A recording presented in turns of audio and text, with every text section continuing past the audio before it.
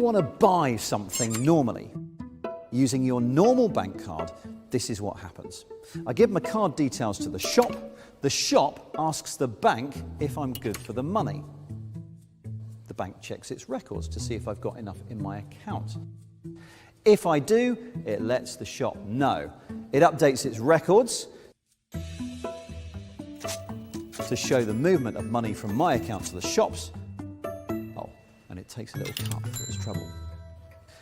Now, if you wanted to remove the bank from that system, who else would you trust to keep those records and not alter them or cheat in any way?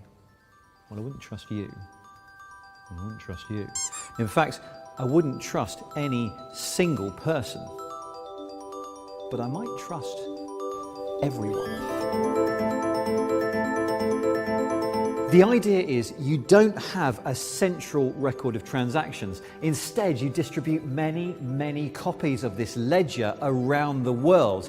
Each owner of each copy records every transaction.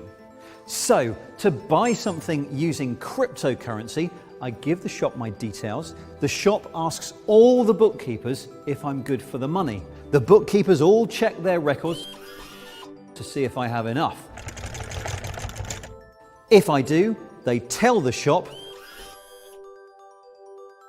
and then all update their records to show the movement of money.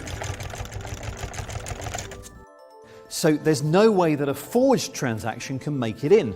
If I try to alter a ledger, it won't match all of the other copies, and it gets rejected.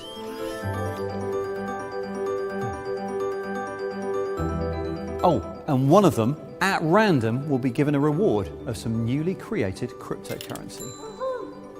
This is how cryptocurrencies work. And remember, all of these bookkeepers, all of these ledgers, they're not actually people, they're computers.